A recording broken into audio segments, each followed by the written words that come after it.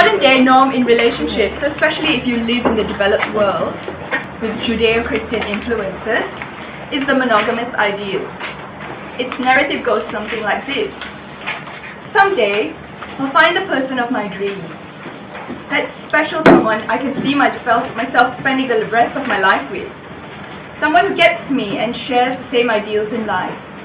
We have fun together and a great sex life. And they would always be there for me, emotionally, practically, and maybe even financially. As I would be there for them. That special person will become someone who satisfies my emotional and sexual needs, and even much of my intellectual and social needs. So we meet, pledge our undying love for each other, settle down, maybe decide to have a family, live a lovely life together. Happy ever after. I'm here to give you an alternative storyline. One as yet, and unfortunately still uncommon. Now consider this narrative. I'm always free to meet and cultivate connections with new and interesting individuals. We might connect in various ways, physically, emotionally, intellectually, experientially.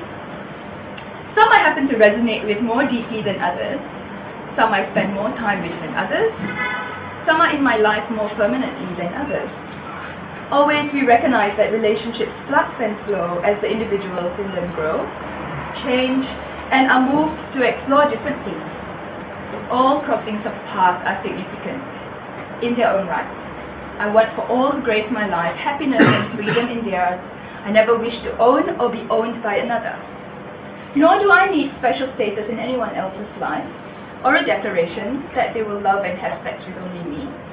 Those do not define my happiness, completeness, or denote my sense of self-worth. My partners are free to love and embrace their sexuality with whomever they wish, just as they are always free to make acquaintances and cultivate friendships. I fully celebrate that we as humans have promiscuous tendencies, and fully honor and conduct those with openness and honesty. As long as no one is disrespected, gets hurt, or is withheld necessary disclosure, my partners and I are free to consummate love or lust. Welcome to the world of poly, a world of relationships where there is respect without ownership, intimacy despite freedom, richness in variety, and more importantly, are principally grounded in honesty, benevolence, and complete self-security. If the second narrative sounds scarily new, raises 1,000,001 but, or some major alarm bells, it's okay. What you just heard goes entirely against all we have been customarily taught to revere in relationships. Sleeping around is often considered loose morale. It's slutty behavior to look down upon, especially in a woman. Ours is a culture where being committed and true to one single person at a time is pure, right, romantic, honorable, and a demonstration of one's true love.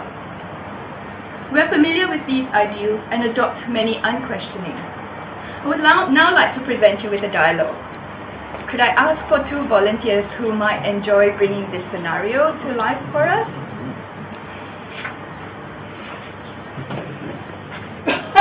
Sure. Come up for it.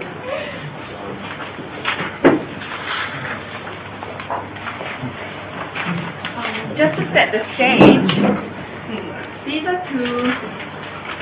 You can choose who wants to be P1 or P2. To set the stage, the couple have both just come home from work. They're at the kitchen bench preparing dinner together, just about to wind down into a relaxing meal and evening together. They've been seeing each other for a while, and although the honeymoon period is over, they're still very much in love. While at the cutting board, one of them breaks the silence. Funny, I've just been seeing someone. And there's a good possibility it could be more than just a passing thing. Oh, that's wonderful. So that's what you've been up to lately. I thought you've been a little bit absent. Yeah, I have. I'm sorry, it's a strange test for you. I can't help being rather obsessed over it. And I'm feeling guilty at the same time because I feel like I'm cheating you. Like I'm not being fully here and when I should be. It's okay, it's kind of like when we first met. Remember how we were all over and really into each other? I couldn't even concentrate on tying my shoelaces, and I wanted to spend every single moment with you. Must be a nice feeling. Yeah, sort of. But kind of scary as well. Especially when I think it may change things between us. I love what we have, and I don't want to lose that. But this new thing is also really compelling, and I feel I have to explore it. I guess I wanted to tell you and see how you feel about it. I don't know. It's quite a bit of news. It's quite a big bit of news. I know we've always said that this could happen, and we're open to it. But now that it's kind of happening for real, I don't know how I feel about it yet. Yeah, I know. I'm sorry. I guess I'm kind of scared too, and excited for you, but curious. Yeah, I'm curious, like, who is he or she? What's he or she like, and how did you meet? Have you slept together? God, I don't want to be nosy, but I know you might want to keep these things private, and that's okay. I do respect that. I don't want to pry, but it's just me, my mind going a little bit wild with everything. So is the sex good? Is it better than ours? Do I want to know? I shouldn't be comparing, I know, but would I want to meet this person? Do you think we get along? Do you want us to meet? Oh, this could be really interesting. And tricky. I guess I'm jumping the gun now. Well, yeah. Where do I start?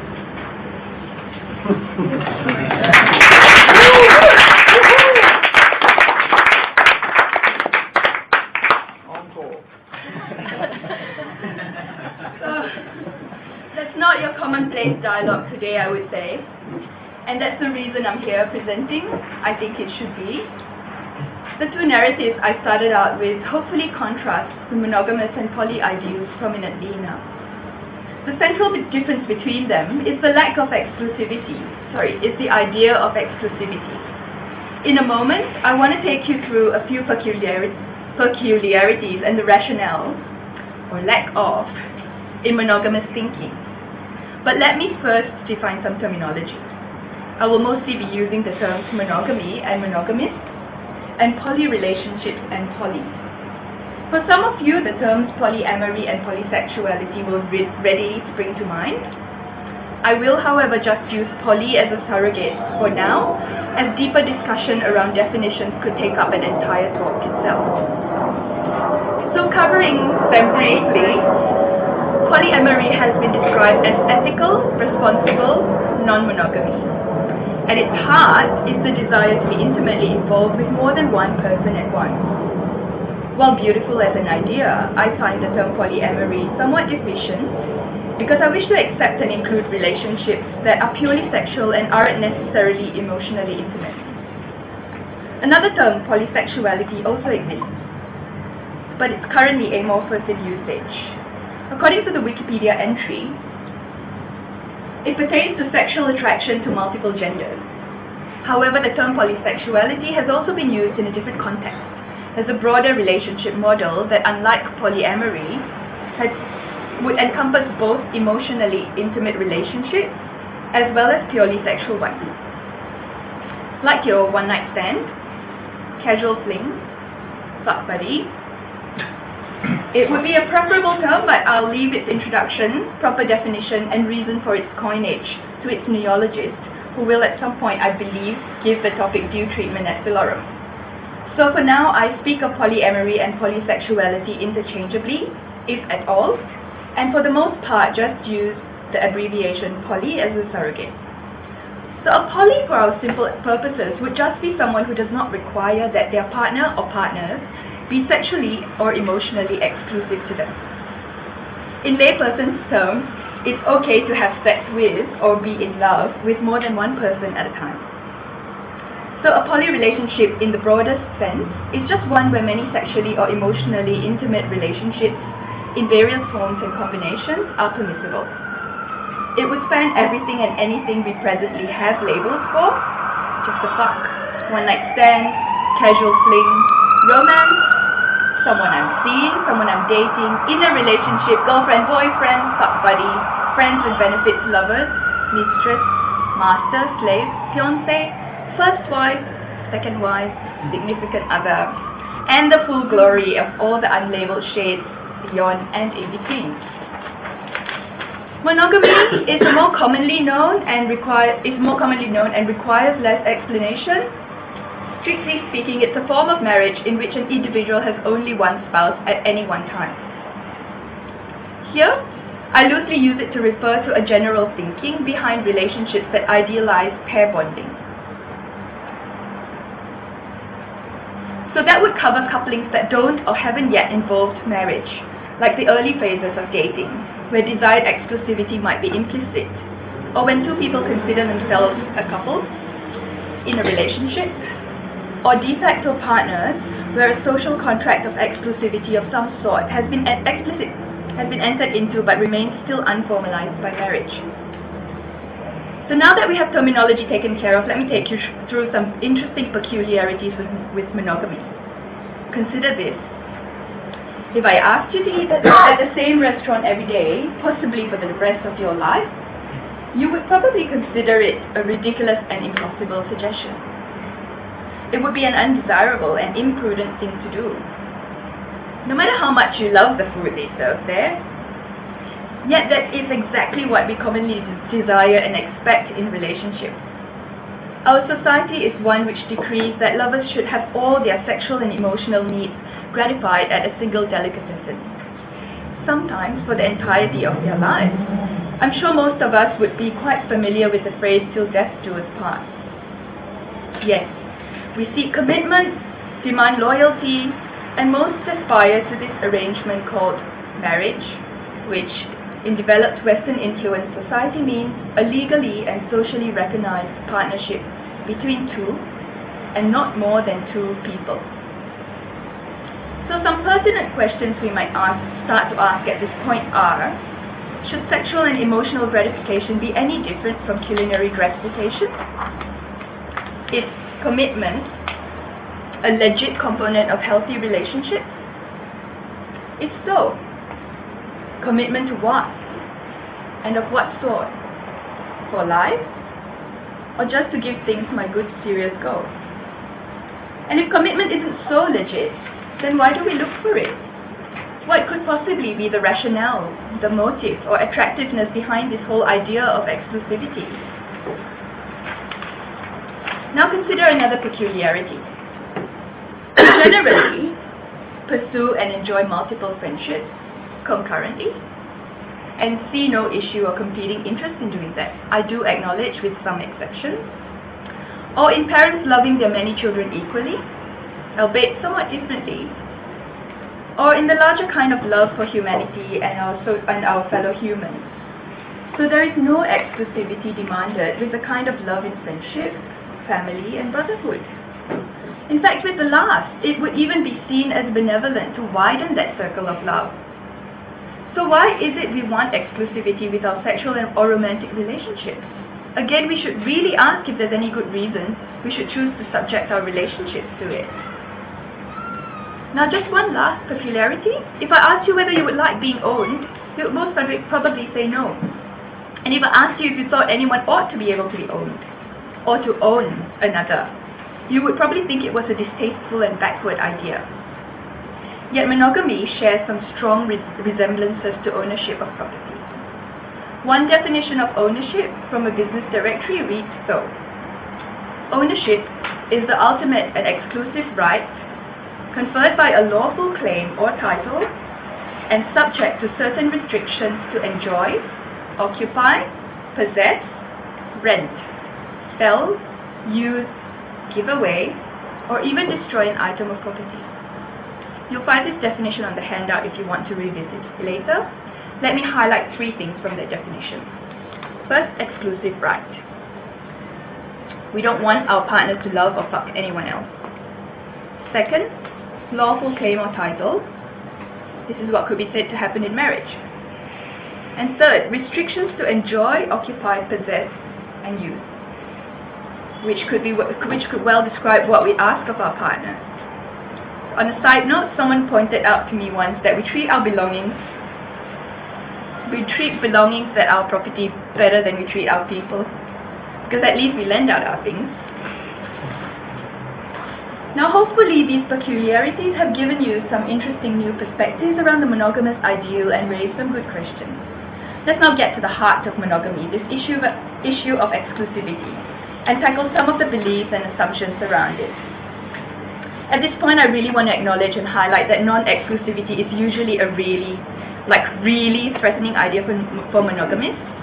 Whenever I have asked monogamists to even think about relinquishing their requirement for their partners to be exclusive, faithful, loyal to them, I know I tread really sensitive ground. Let me say, however, the very sensitivity of the issue is what makes it all the more worthwhile examining for two reasons.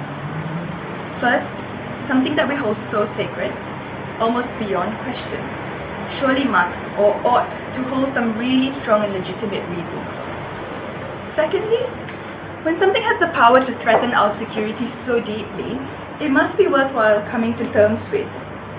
We want, after all, to be conscious and in authority over our deep-seated motivations, instead of being unconsciously driven by them. So examination might not just be revealing, but quite liberating. So on the handout are a whole bunch of rationales, beliefs, and assumptions behind monogamous thinking. None of them are particularly good ones to hold. In fact, many of them are entirely incorrect. Browse them at your own leisure, but I propose that they all ultimately boil down to three intertwined propositions, also on your handout, all of which are either false or bad. And they are, first, that exclusivity is the ultimate measure of true love that I aspire to. It's what will give me happiness. Second, that exclusivity is the ultimate measure of my self-worth. And third, that love is finite. Suffice to say that whenever a monogamist is threatened by non-exclusivity, one of the more of the above are inevitably in operation. And I will examine each of these propositions in greater depth in a later talk. But now I propose that a better way to conduct our sexual and romantic relations would be to drop this idea of exclusivity. Why? There are so many reasons poly relationships are a better alternative. First, there's good reason to conclude that the practice of monogamy does not truly align with our nature. We already recognize ourselves as creatures with promiscuous tendencies. So adopting puritanical social constructs like the monogamous ideal is trying to fit the proverbial square peg into a round hole. You're going to have to deal with messy edges and chipped off pieces. And these are the sordid predicaments around affairs, philanderings, roving eyes, and the difficult feelings of jealousy, vengeance, hurt, rejection, betrayal, and the broken heart. But our promiscuous nature alone is of course not good enough a reason in itself to stand as the sole argument for going poly. Together with the rest of the reasons here, I, however, would say we have a pretty strong case. So poly relationships really challenge the emotional and egoic payoff that we seek in a sexually and emotionally exclusive contract. This is a good thing, because they are payoffs that are detrimental to our own psycho-emotional growth. Mutual love in the monogamous ideal sometimes risks becoming an unhealthy exercise of bolstering self-esteem, mutual adoration, even codependence. Whereas poly relationships give us conditions that allow us to grow into self-security. Now, when we do not require exclusivity or the promise of fidelity, we are taking away that certainty that we as creatures of security, comfort, and familiarity want in our lives. This is also really good because that allows us to develop the capacity to embrace uncertainty and change. It also means we're open to new and potentially risky experiences, but are also beautiful and varied and interesting. As a poly, we recognize the fact that no matter how we stipulate conditions and rules around love and relationships, people cannot ever really belong to us. And that affection and feelings are fickle things. We cannot control them. especially not someone else's. Nor can we obtain any kind of security purely through the mechanism of a promise. To do so is to build your relationship around an illusion. The best thing with poly relationships is it gives you a quality of life that monogamy does not. On top of connection and sexual and emotional intimacy that we usually want from our relationships, it also brings opportunities for unconstrained freshness, richness, variety, freedom in our sexual, romantic and intimate encounters. So if we value partaking in the full depth and breadth of pleasures and experiences available in our brief worldly experience, then not only is monogamy sorely limiting and uncomfortable, difficult, entirely unnecessary, it sets up conditions for a less than optimal quality of life. The restaurant analogy I provided earlier demonstrates this very notion. Finally, there is no greater expression of generosity in love than to give our beloved full freedom to be and love as they wish. If the idea of love is about selflessness and valuing the happiness of another as much as our own, if not greater than our own, then why would we deny them the joys of loving or enjoying sex with others? Being poly is really a conscious expression of benevolence and generosity. And if we truly wish to practice love that is self-secure and selfless, then there can be no better form than being poly. As we close, I recap that the three main mistaken propositions underlying monogamous thinking are: first, that exclusivity is taken to be the measure of true love. So I love you is falsely equated with I love you and only you. Second, self-worth is derived from a declaration of exclusive love.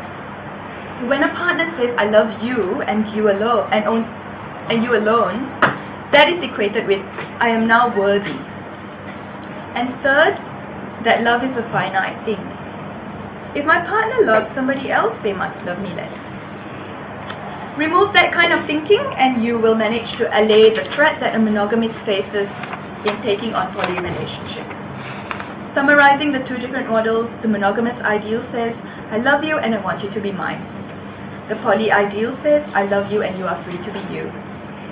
The monogamous model says, if you love another, you can't truly love me. The poly ideal says, if you love another, that's wonderful, because that would enrich your life and possibly even the relationship we share. The monosexual ideal is about ownership, scarcity, and dependence. The poly ideal is about giving, abundance, independence, and interdependence. The monogamist thinks or, it's her or I. The poly thinks and, there's no problem at all with her and I. In closing, I dedicate this talk to all the polys who have ever had to make the very tragic choice between their love for someone else and honoring their own sexuality, and who might have suffered lost love to the tyranny of the monogamous ideal. And I know that is true for some of us here. I hope to widen our selection pool. For the monogamists among us, I ask that you try entertaining, even just very briefly, the idea of relaxing your requirement that your beloved be sexually or emotionally faithful to you. What if you were to let them be free to love, to lust, to be, and honor their expression and full embracement of the human experience? What might that mean? Would that really be something so horrible? Would it not actually be beautiful? Would it not be the most generous gift you could offer someone you love? And finally, let me leave both monogamists and polys with a beautiful sentiment. Seek not happiness from your relationship, rather, bring your own happiness to your relationship. Thank you.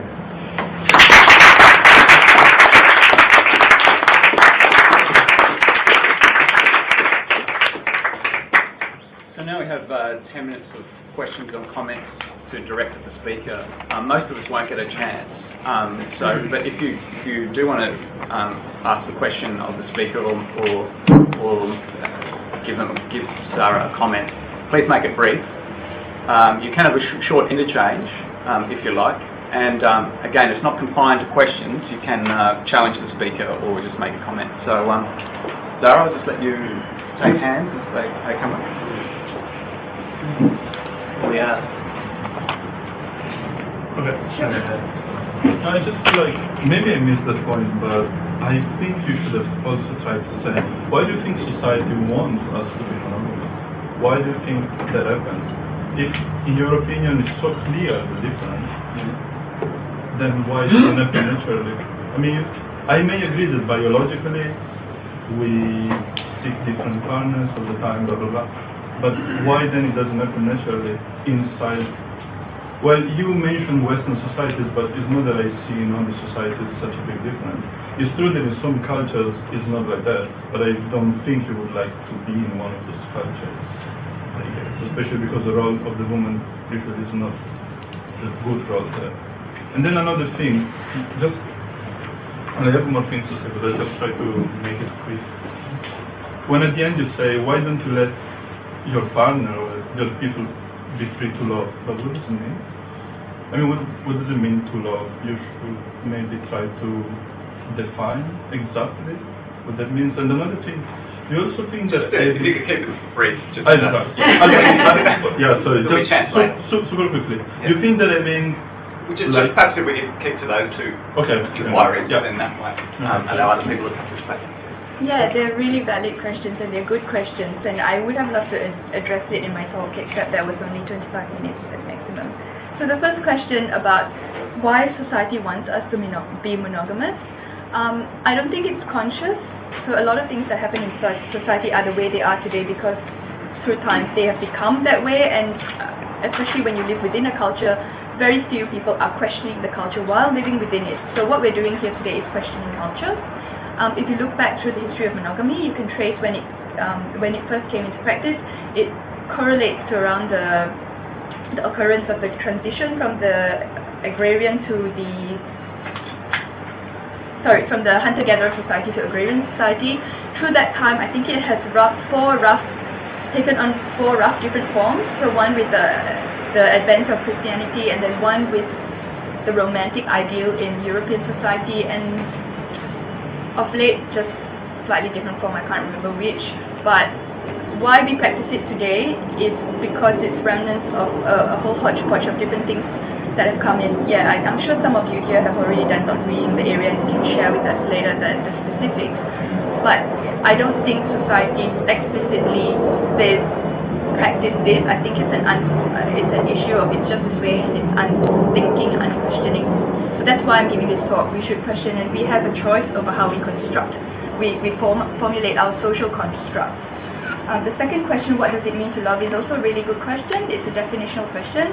My position is love is a very ambiguous thing. It's very hard to talk about love because when you speak of love, everyone is actually speaking of different emotions. You know, for some people it means belonging, some people it means generosity, some people it means ownership, some people it means blah blah blah.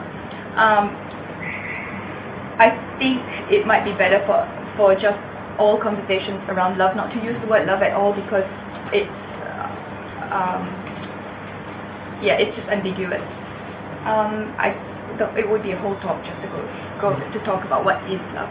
But again, we're free to define what love is. Yes.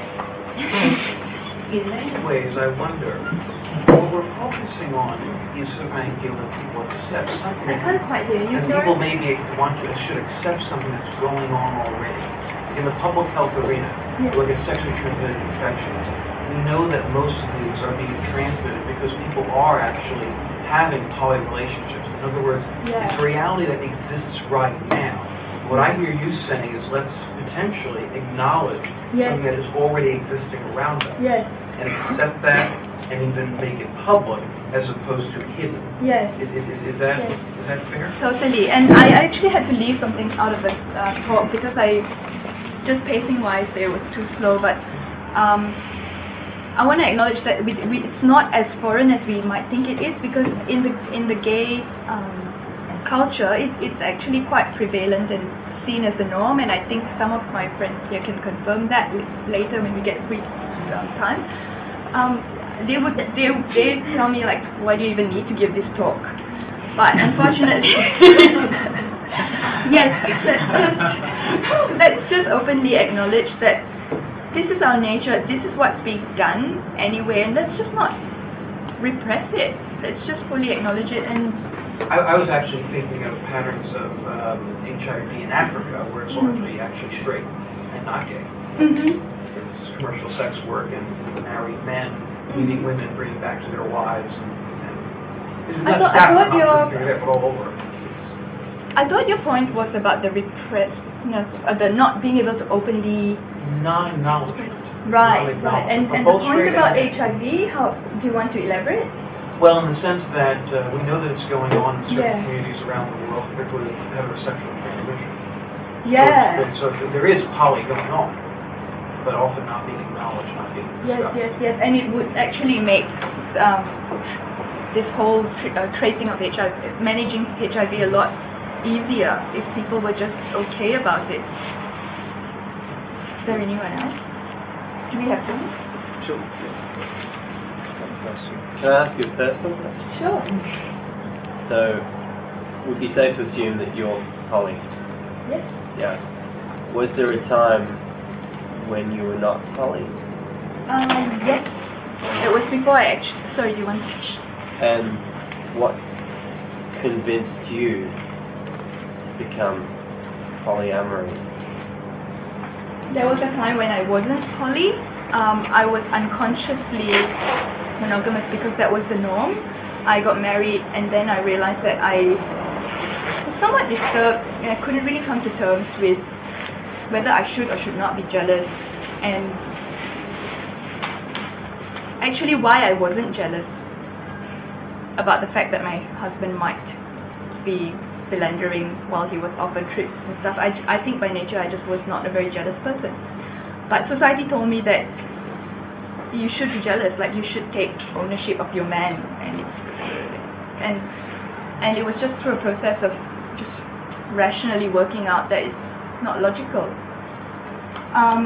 There was one occasion where I was suspicious that there might have been some kind of potential emotional intimacy between a husband and his friend, and I think that was the closest to jealousy that I've experienced, and that actually made me really fully take on, like, explore the issue of jealousy. It's not a pleasant feeling to feel jealous, and when you look into it, it comes from a place of insecurity and fear of loss of something that you treasure. But if you look into it, you see that what's between. So, for example, I just felt that, you know what I have between me and my husband is irreplaceable by anyone else. Yes, he may develop feelings for this other person, but it will be unique to them. That, like, I'm irreplaceable, and so is she. So every relationship is unique, and there's no reason to feel that another person replaces our place in someone's life. That makes any sense. Are you still? Did you break up, or are you now with your husband with poly? We parted ways. We're still friends, but it wasn't because of poly and not poly. It was because we don't share the same life trajectory and the same aspirations in relationship anymore. The reason I'm asking is because, as a theory and what you presented, it sounds good. In practice, I've never seen a polyamorous relationship where two people are happy, or two or more people are happy. I've never seen that. And I know monogamous relationships, we can argue that there's a lot of unhappy people out there. But theory is theory, words are words. Show me the practice to tell me. Sure. Firstly, I think there will be unhappy people in both poly and monogamous relationships. So just because we can find one example of an unhappy couple in a poly relationship or a monogamous relationship, it's not evidence that the model is bad. Which is, just from my perspective, I know some happy people that are monogamous. Yeah. And I don't necessarily, in my opinion, know many truly happy people that are poly. But because firstly, there are very few polys, or there are very few open polys, so it's hard to get a sampling of equal story. True. I can tell you that I'm a happy poly. That helps.